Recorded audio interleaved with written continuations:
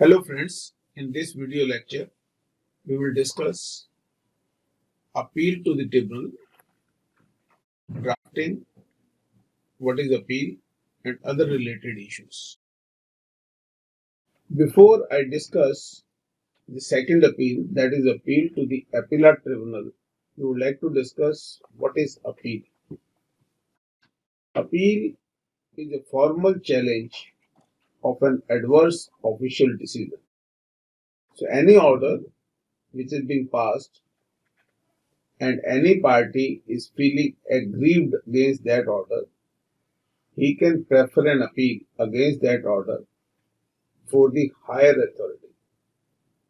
The first authority in the chain of appeal is the commissioner appeal. Second appeal is before the tribunal, then High Court and Supreme Court. Today we are going to discuss the second appeal, which can be filed either by the revenue or the person who is feeling aggrieved against that order. That order may have been passed either by the commissioner appeal or by the revisionary authority set up under the CGST Act. It is a substantive right of the aggrieved person to file an appeal against that portion of the order against which he is feeling aggrieved.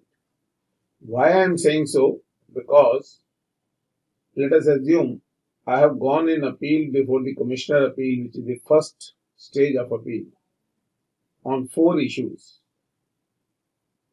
3 issues has been decided against me and 1 issue has been decided in favor of me.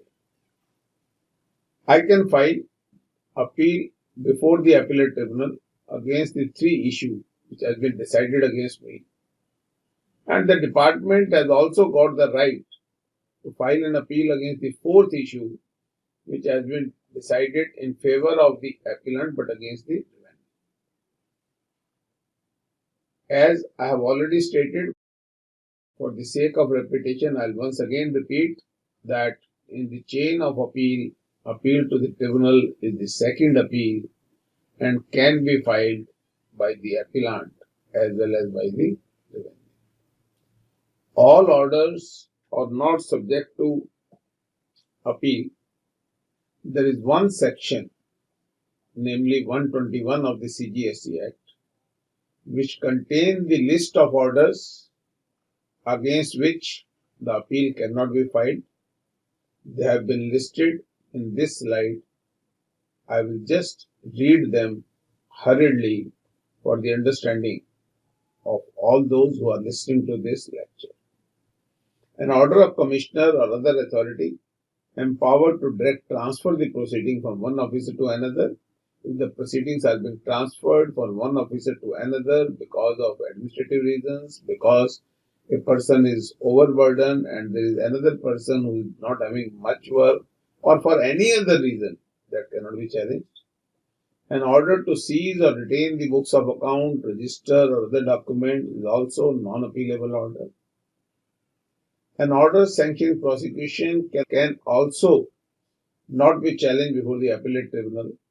And finally, under section 80, if an order is being passed allowing the assessee to make payment of tax and other dues in installment, even that is non-appealable. What are the statutory provisions which are dealing with this subject which we are going to discuss today?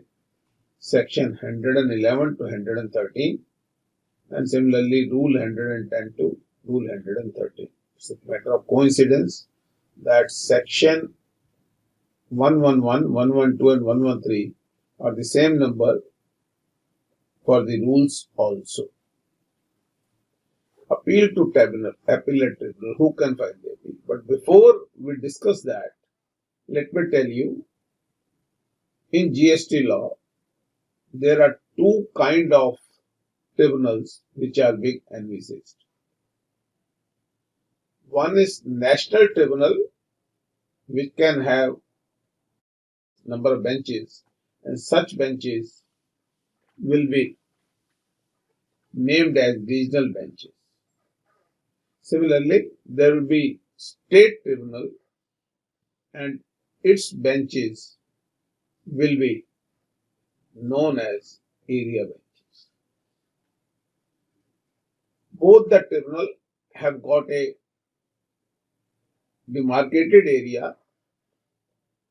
The appeal to the national tribunal can be filed only when one of the issue relates to place of supply, as being discussed in section 10, 11, 12 and 13 of IGST Act. If issue does not involve place of supply, in such scenario, the appeal has to be filed to the state tribunal.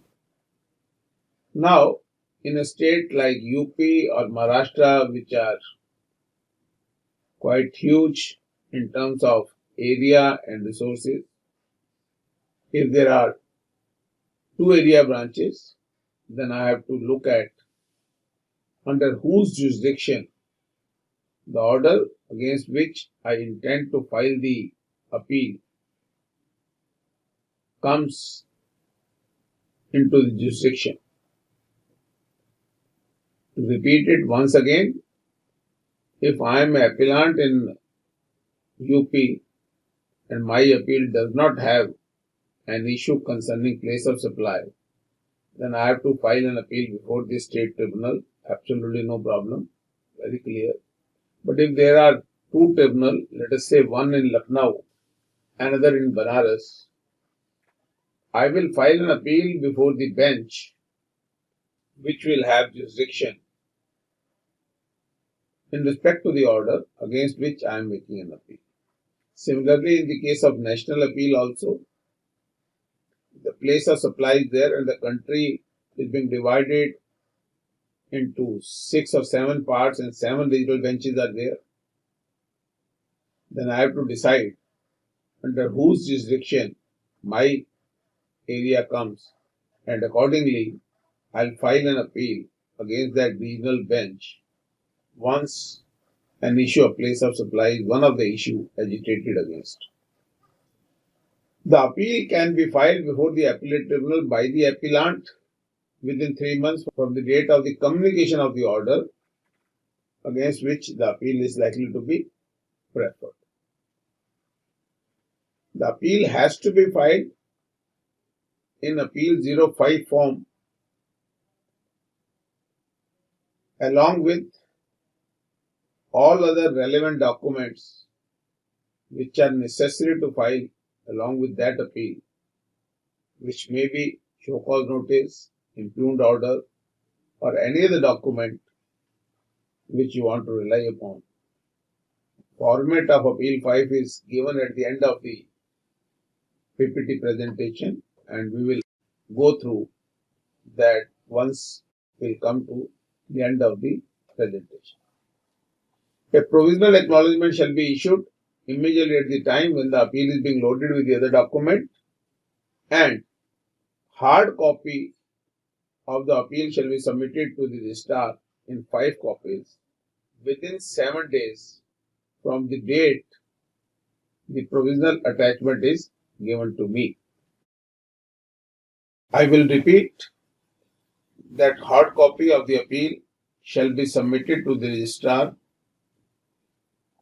in 5 copies and shall be accompanied by a certified copy of the decision or order appealed against along with the supporting document and fees as specified in the next slide within 7 days of filing the appeal. 7 days of filing the appeal means the day when the provisional acknowledgement was being given to me. Fee for filing the appeal has been fixed at rupees 1,000 for each 1 lakh of tax or input tax credit involved, subject to maximum of 25,000. So in case the amount involved in the appeal is 10 lakh, then the fees will be 1,000 rupees. And in case the amount is more than 2 crore, then the amount will be maximum 25,000 rupees, because 1,000 rupees per 1 lakh will comes up to be a huge amount, So the cap has been kept. In case the amount involved is huge, then you are not liable to pay fees more than rupees 25,000. Every court or every authority has an inherent power to rectify the order which erupt while passing such order, and that error may be apparent on record. In legal language, we call it a rectification of application or ROM application, rectification of mistake application. Under the service tax and excise law, we are supposed to pay fee of rupees 500, but under GST, for the purpose of ROM application, no fees has been prescribed.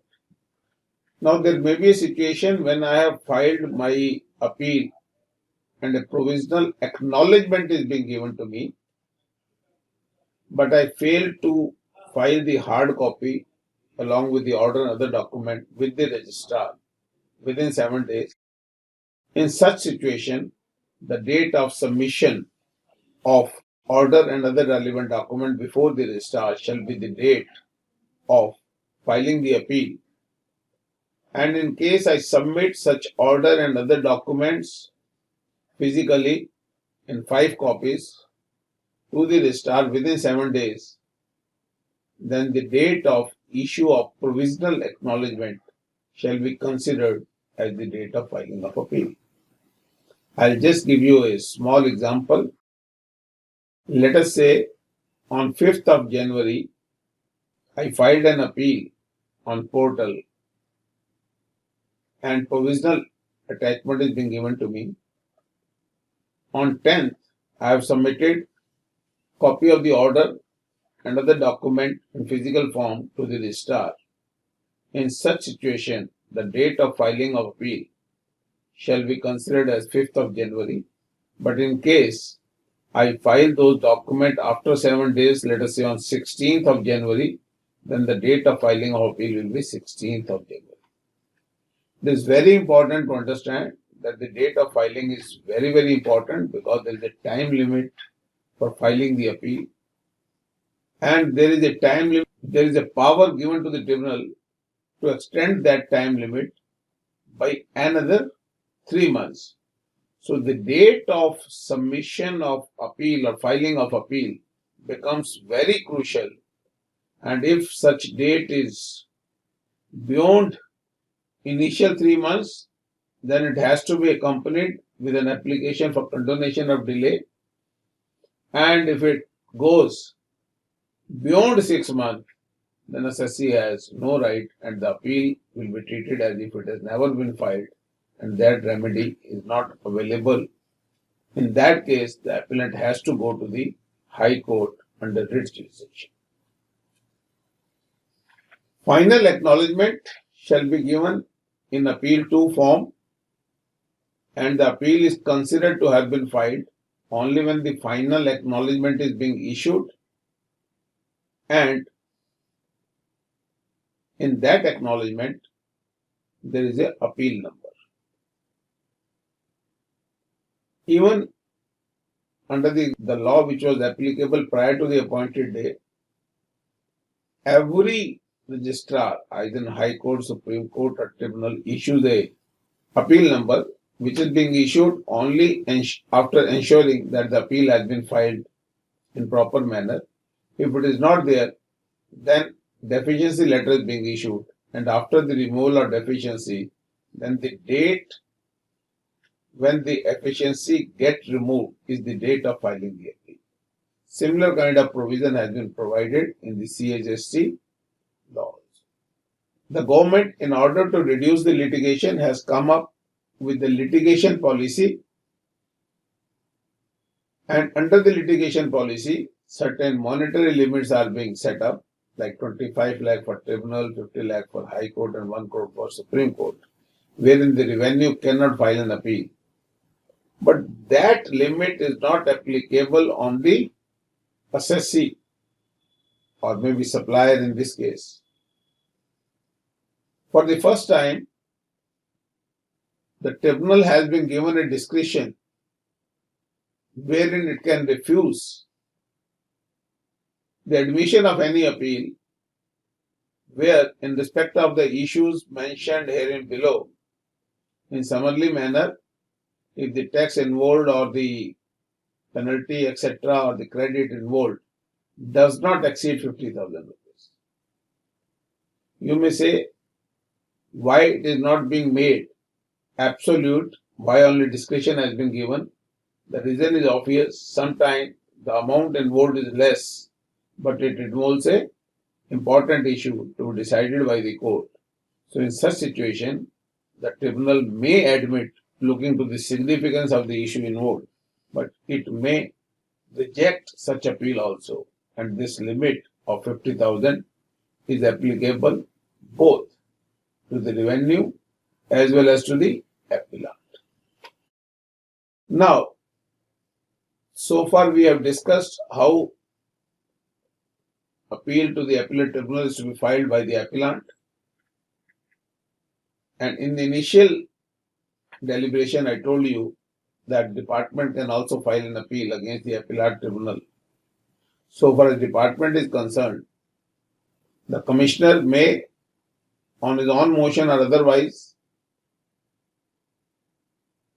can examine the order passed by the appellate authority or the divisional authority, and in case he feels that there is a legality or propriety of the order with which the department doesn't agree, he can instruct any subordinate officer to file an appeal against that order before the appellate tribunal. In the case of revenue, the time limit for filing the appeal is 6 months from the date on which the order has been served,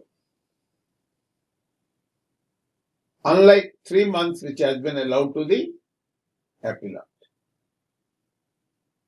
Departmental appeal has to be filed in form appeal 07, whereas in the case of appellant, the form was appeal 05.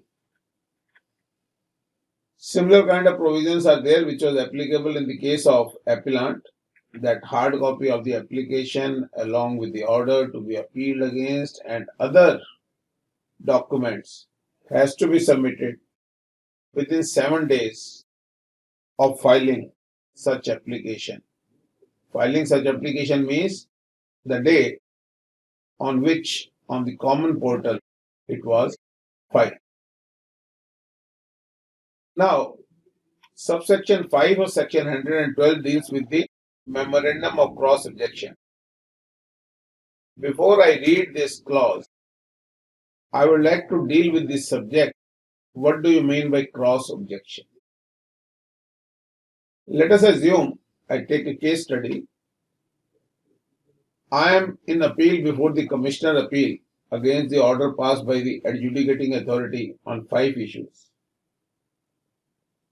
4 issues has been decided in my favor and 1 issue has been decided against me in favor of the revenue. Looking to the amount involved with respect to the issue which has been decided against me, I decided not to prefer an appeal because the amount involved is either insignificant or I find it is not worth going to the appellate tribunal on one particular issue. If the revenue decides to go in appeal against the 4 issues which has been decided in my favor and against the revenue, then a copy of that appeal shall be served upon me, and once that copy is being served, I may take a call to file a memorandum of cross objection within 45 days of the receipt of such appeal with respect to the issue which was decided against me, and at that point of time I took a call not to file an appeal against that issue. Now, once the issue has become open before the tribunal and I have to go to the tribunal to defend those 4 issues which have been decided in my favor, the law provides me another opportunity wherein I can file memorandum of cross objection against the issue which was decided against me, and at earlier point of time I have decided not to contest the same. This memorandum of cross objection is to be filed in Appeal 06 form. It is also to be submitted in 5 copies. Tribunal has been given a power to extend the time for appeal for further period of 3 months after the expiry of the prescribed period of 3 months for filing the appeal, and in the case of cross objection, 45 days after the expiry of the prescribed period of 45 days. This is really surprising to note that for the first time, a restriction has been imposed on the power of the tribunal to condone the delay, and that too only for 3 months or 45 days, which in my opinion is a very short duration of time.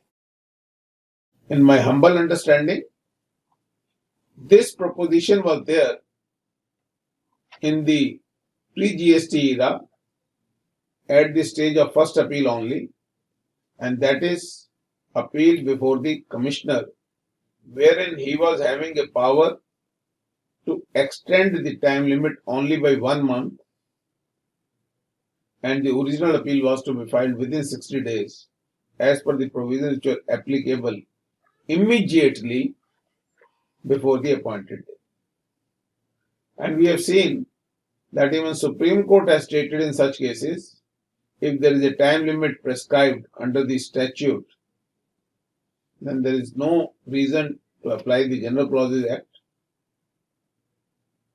And Commissioner, if he does not have any power, cannot condone. So the only remedy available before the aggrieved person was to go under the writ jurisdiction before the High Court. And we have seen from our experience that even High Court, wherever in exceptional circumstances, they direct the Commissioner to entertain the appeal, there used to be a rider that it should not be treated as a matter of precedent. It is only because of the peculiar circumstances of the case this delay is being condoned. Now the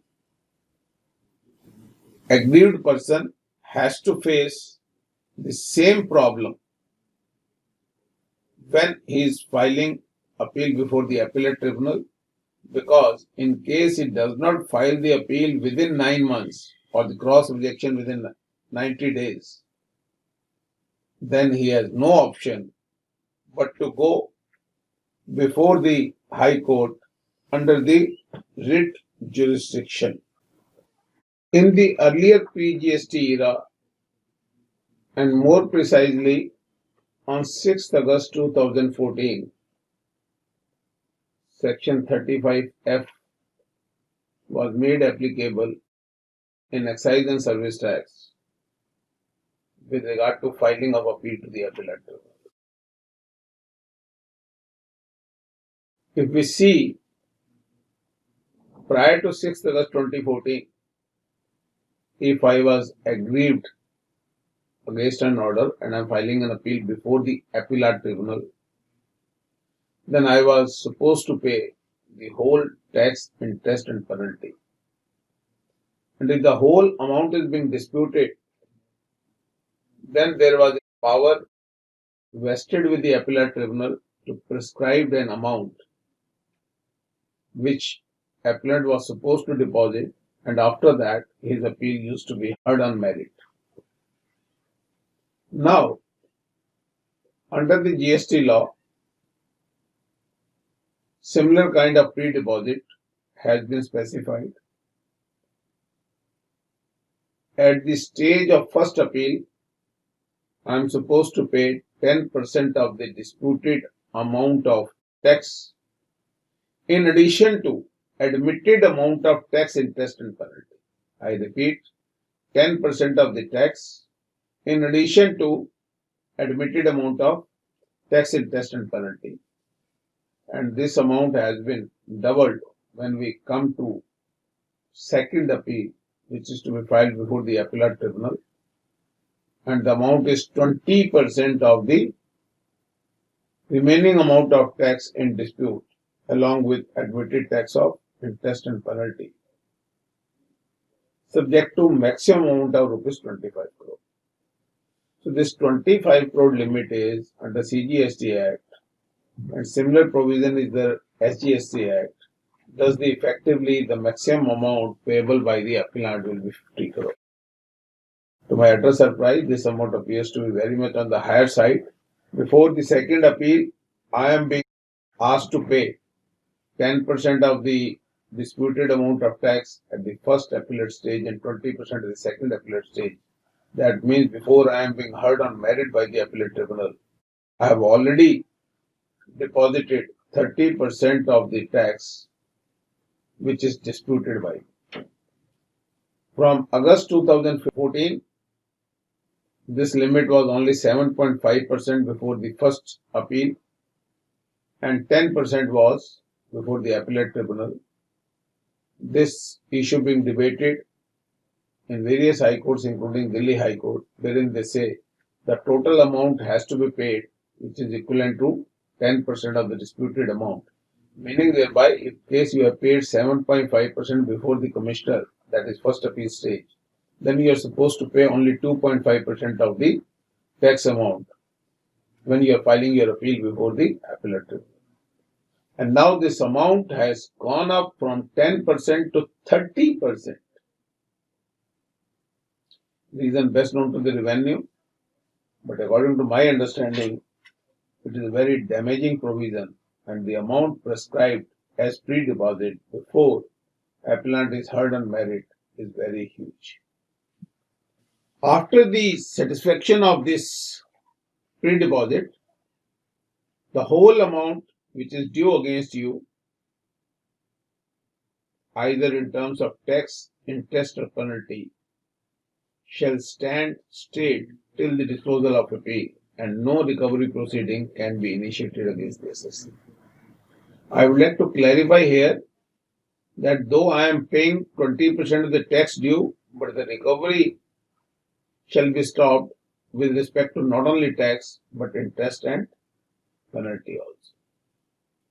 The tribunal has been given a very wide power to issue an order after hearing both the parties, and that power includes confirming, modifying, annulling the order against which the appeal is being filed, or may remand the matter back either to the file of the first appellate authority or to the original authority, as the case may be.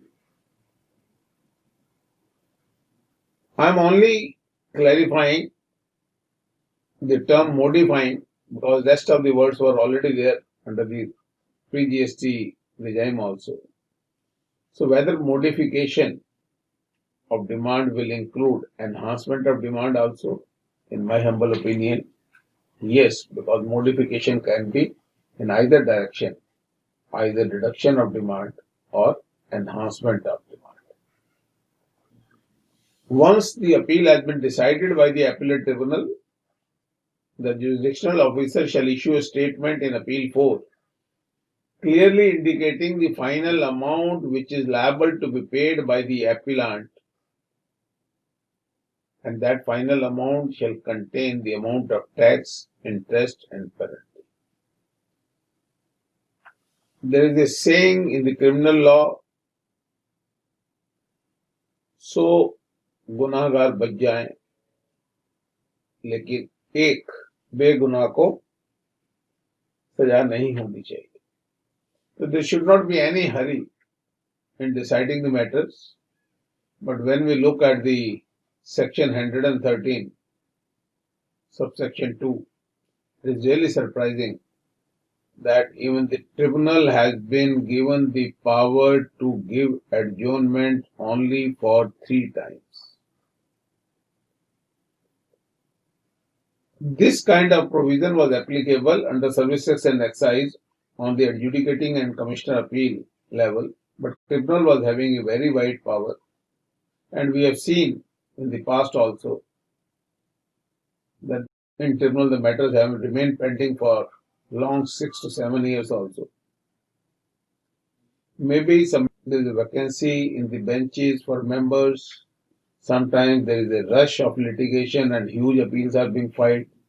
But whatever may be the reason, I don't find this proviso to be applicable in practical life. I'm sure that only in the times to come there will be a lot of litigation in GST, and right now only national tribunal has been set up, which is being notified only a couple of days ago. How many regional benches will be there, how many members can be appointed, it is all a question of time. Another interesting aspect is that tribunal can frame its own rules and regulations, and that is why in CGST we don't find any tribunal rules. I am very confident in those rules there will be a provision that under exceptional circumstances these adjournments can be given for more than 3 times.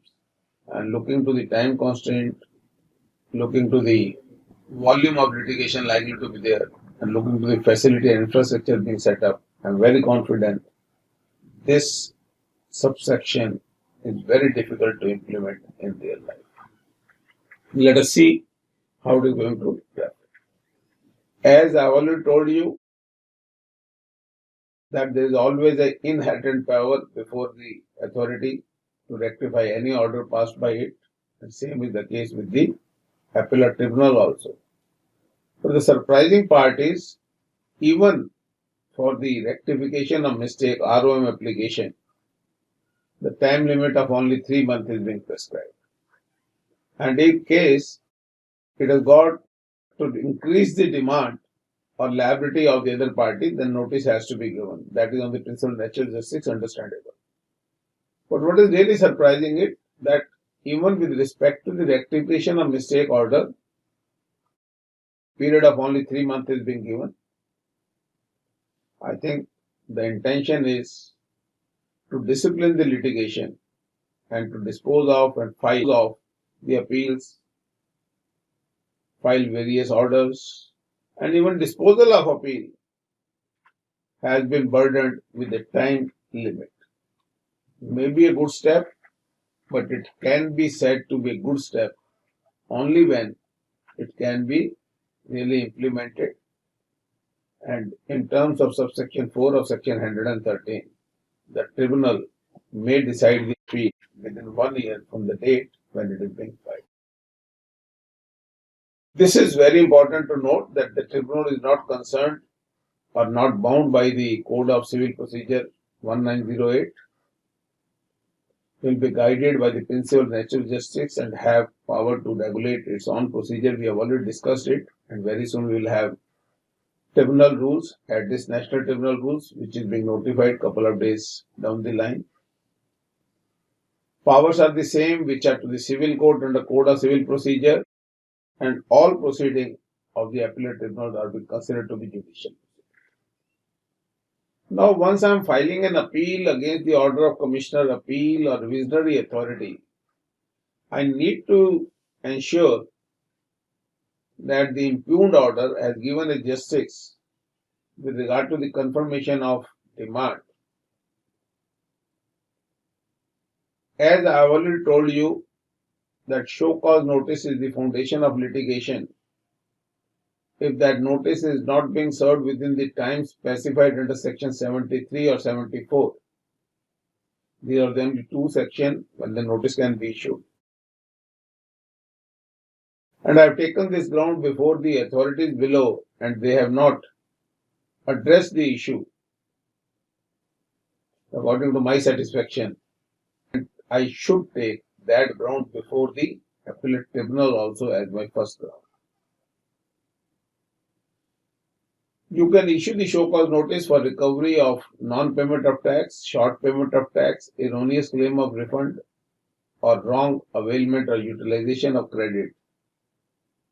If it is not due to fraud, willful misstatement and suppression of fact under section 73, and if it is due to fraud, etc., then under section 74. And show cause notice has to be served within 3 months before the due date of filing the order, which has been prescribed as 3 years from the relevant date in the case of show cause notice being issued under Section 73 and 5 years in case it is being issued under Section 74. Why I am saying so and giving so emphasis on this aspect is because if the notice is not being served within the time, so then according to the law, the demand becomes time barred. Even if you are liable to pay the tax, it cannot be enforced against you. And from my experience, I am telling you, in the past also, in number of cases, show cause notice has been served late, beyond a period specified in the law. So that demand is immediately struck off and can never be upheld. Then we have to find out before which tribunal I am supposed to submit my appeal. As I told you, there are two kinds of tribunal envisaged in the CGST. National bench, which will hear the matter where one of the issued mode is place of supply. Then state bench, which will issue the matters other than involving place of supply. State bench can have number of benches and they will be known as area benches, and national bench will have number of benches and such will be known as regional bench. Now let us say I have to file an appeal before the national bench because one of the issues to be agitated is place of supply, and I am having my registration in the state of Maharashtra. Then I have to look at the national bench, which regional bench will have jurisdiction over Maharashtra. So I have to go to that regional bench. Similarly, in the case of state bench, let us say in the case of UP, it's a huge area. There are two benches, one in Kanpur and another in Banaras. If my area comes under the jurisdiction of Kanpur, then I have to file before the area bench of Kanpur, otherwise to Banaras. Second point which you need to understand is that there is a time limit of passing the order under Section 73 and 74. We have to ensure that once the show cause notice has been issued in time, then we have to make further ensure that that order is also being passed within the upper time limit prescribed under Section 73 or 74. It is a settled proposition of law that nobody can go beyond the scope of show cause notice. If in a show cause notice, a demand of 10 lakh is being proposed, and later on the department realizes there is some error on their part and the demand should have been 12 lakh. If it is an arithmetical error, they have to issue me corrigendum. If it is on the new issue, which they have forgotten to raise in the earlier show cause notice, then they have to serve me another show cause notice within the time limit prescribed under the sections, that is 73 and 74. Let us assume the demand is being raised on a particular issue, but while passing an adjudication order or the order by the Commissioner Appeal, they have confirmed the demand on some other ground or issue that is totally not acceptable. You cannot go beyond the scope of show cause notice if the demand is not sustainable on the allegation specified in the show cause notice.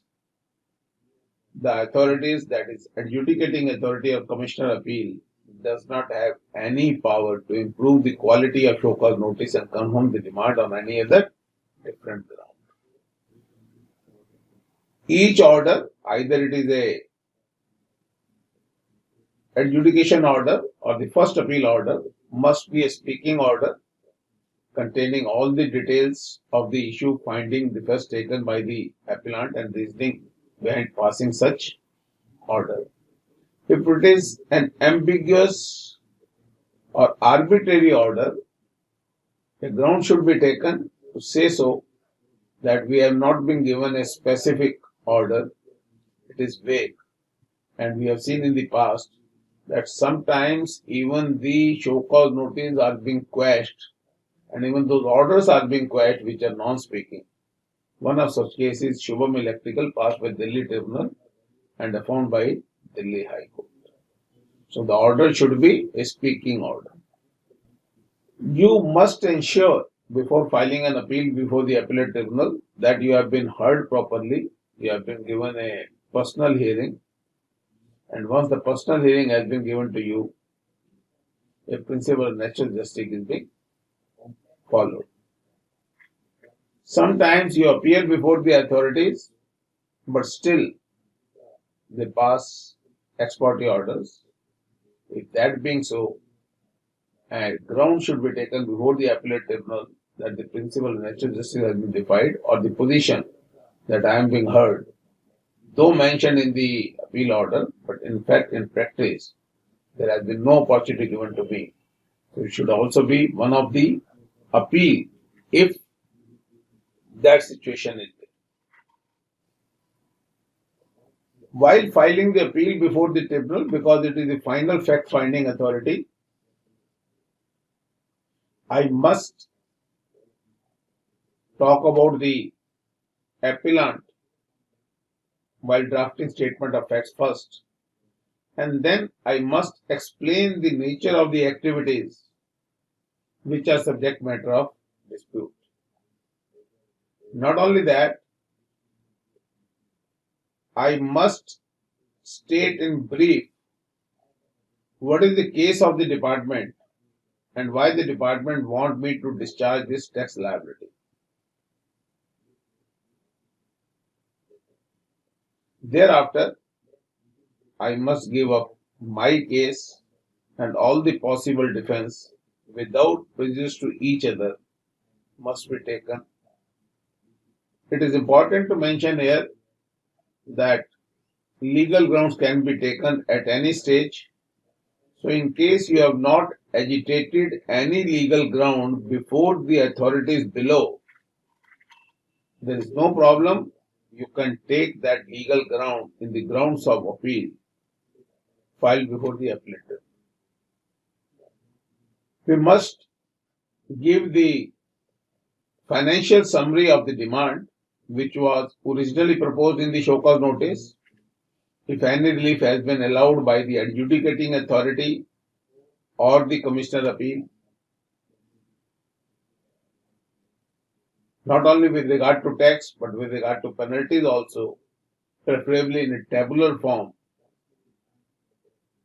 and thereafter all the defense with respect to the demand proposed under each issue and penalty which is being confirmed under each act.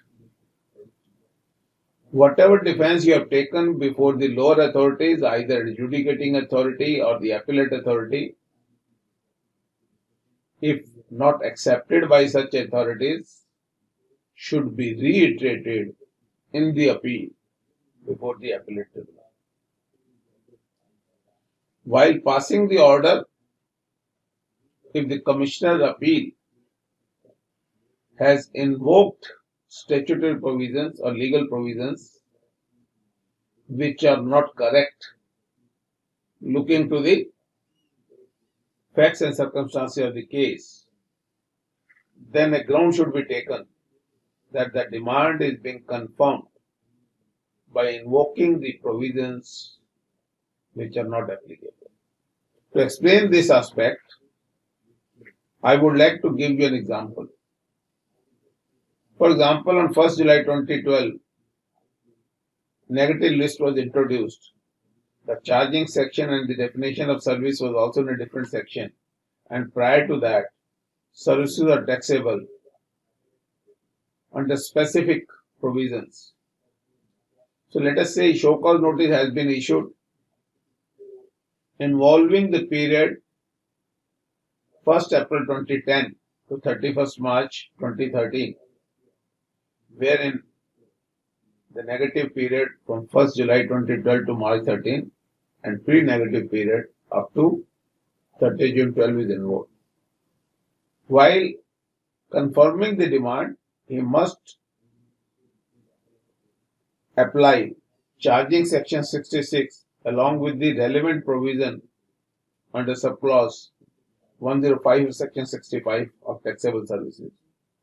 But for the demand to be confirmed for the period when negative list was in force, he has to invoke section 66B, which is the charging section, read with 65 capital B subclause 44, which was the definition of service.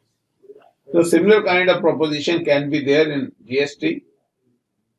So we need to be very, very careful that the demand, interest and penalty is being confirmed invoking the sections which are applicable during the period in dispute.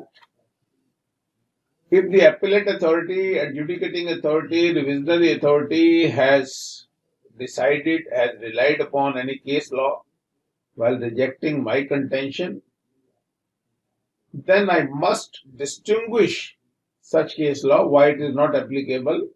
If I fail to do so, the department case is being proved and I have no case.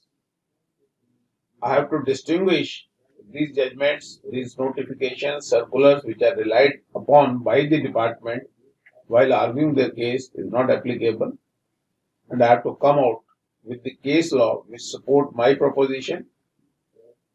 Not only the case law, I have to look at the notifications, circulars, press releases, frequently asked questions, or anything which is said by the revenue in my favor. If I have not able to submit any document before the authorities below, but according to my understanding, those documents are necessary to be produced before the tribunal to appreciate them the case fully. I have to file an application for additional evidences. Documents are to be submitted, and I have to prove to the tribunal that these evidences I could not produce before the authorities below because of unwanted circumstances or circumstances beyond my control. And if the tribunal permits, then only those documents can be relied upon. Failing which, you have to argue your case on the basis of evidences which has been filed before the authorities below. As I've already stated, once again I'll repeat, vague order, a ground should be taken. I've already told you, Shubham Electrical confirmed by Delhi High Court. Similarly, if I have not taken any ground before the lower authorities, that is not a bar. I can always take those legal grounds at any point of time in the appeal filed before the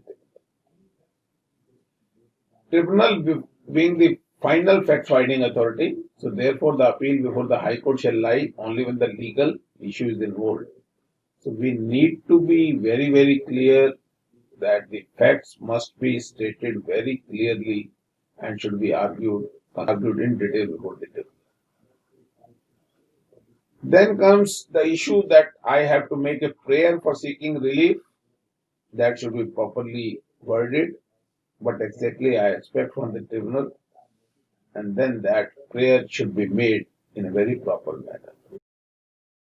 If at the stage of filing the second appeal, your consultant is of the view that out of 4 issues, 1 issue is not at all contestable, or you don't have any case, or there is a judgment by the apex court which is as good as law under Article 141 of the Constitution, in that case, such amount should be paid with interest. Yes, penalty part may be contested before the tribunal in order to save further interest and also to minimize the amount of penalty, and also to give a view to the tribunal that wherever I am being guided properly, I have discharged my liability, my intention is not malified, which will certainly help us in contesting the amount of penalty. These documents must be attached at the time of filing the appeal. They are all written in the slide, so I am just passing through this slide.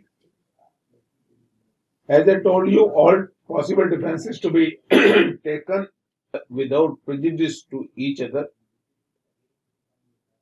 proper legal statutory provision, case law is to be relied upon. On the basis of limitation, one ground should be taken of extended period, though there is a specific provision in law that if the department fails to prove that there is no fraud, however, the show cause notice was issued under section 74, which can be issued only when there is a fraud, willful misstatement, or suppression. The notice shall be considered, the notice shall be turned into section 40 as if it has been issued in section 73, and the demand for 2 years will go.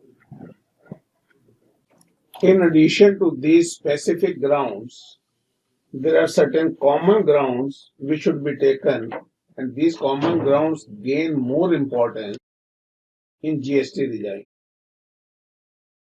One such ground is revenue neutrality. There may be a situation that I have not complied with the legal provision, but there is no loss of revenue. For example, I am a chartered accountant. I am supposed to pay certain amount under reverse charge to an advocate whose opinion I have taken, which I have incorporated in my opinion, and I have raised the invoice to my client. Now, the department allegation is that you are liable to pay the GST on the amount which you have paid to the advocate. Legally, the department stand is perfect. The only thing is, can I say that because if I would have paid that amount, the credit would have been available to me, so there is no loss of revenue. And if there is no loss of revenue, you can at the most impose penalty for non-complying with the provisions of law. Similarly, let us say I am a service provider having an office in Delhi, also in Bombay, Calcutta and Madras. Delhi office has provided certain services to Madras. The department says you have not discharged your GST liability. Can I take a ground that if I would have paid the GST, my branch office, who are a distinct person of the same entity, having the same PAN, would have got the credit? In my humble opinion, these must be taken so that we can say there is no loss of revenue, so the tax should not be demanded. If at all there is a violation of some procedure, some nominal amount of penalty may be waived. Or in the absence of loss of revenue, penalty should not at all be leviable. So we should take both the defenses. Similarly, we should take a defense that extended period is not invocable, because merely non-payment of tax does not attract penalty. That non-payment should be due to bona fide. In order to prove my bona fide, I can say that I could not discharge because there were two interpretations which were applicable from certain provision, and I have opted for the interpretation which suits me and which does not attract any GST. But one thing is clear, I need to prove two interpretations are coming out of that provision. The Apex Code is very clear and number of judgment as stated. If the language is plain and clear, there cannot be any doubt. I can prove my bona fide act looking to the fact that there have been number of judgments being issued on that subject, and some of the judgment were in my favor.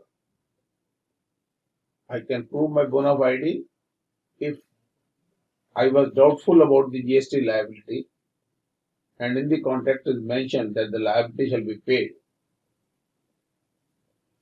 by the recipient if applicable. So I can say there was a doubt, I have written a letter to the department never confirmed me, my recipient says you are not liable to pay the tax, and in case I would have paid, that would have been additionally recovered by me. So where is my mala fide? The tax has to be borne by the recipient. So all these grounds should be taken to prove that extended period is not invocable, that is fraud, willful misstatement and suppression of act. And as I told you, if we are able to prove that, then demand for 2 years shall lapse. Similarly, double taxation, if in a transaction it results into double taxation.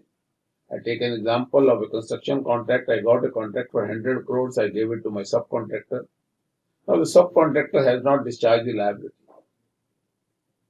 Can I say there is no loss of revenue because main contractor has already paid GST on the full amount, and subcontractor, in case would have paid the tax, the main contractor would have got the credit. And in any case, there cannot be a double taxation on the same activity. Similarly, if we read Rule 35 and Section 15, it says, if I am getting a single consideration inclusive of taxes, and if I have not discharged the liability, assuming it is not taxable, and tomorrow it proves that I am liable to pay the tax, I can always say if the said amount shall be treated as inclusive of tax, I should be given a benefit of cum duty. Giving an example, if I am charging you 120 rupees inclusive of all taxes, and according to my understanding, the tax was not leviable, later on some judgment comes or misunderstanding and the department is payable, I can say this 120 should be treated as inclusive of tax, and I am not liable to pay 20% on 120, assuming the 20% is rate of tax. But this 120 should be treated as inclusive of 20, and then I am liable to pay only 20. One thing is very clear, if my demand goes, the interest automatically goes, and I have already discussed on that aspect. Now this is the appeal 05 form which has to be filled up. It contains the basic detail, your number, your appeal name, address, and the number of the order which is being appealed against, name of the authority, date of communication of order. This is very, very important, and the day when you have been receiving the order is the date of communication, not the date when the order is being issued or given to the authorities. The name of the representative, then details, and finally they come out with statement of facts and grounds of appeal, which we have discussed. While framing the statement of facts, I'll just recapture it. First of all, about the appellant, a paragraph should be given.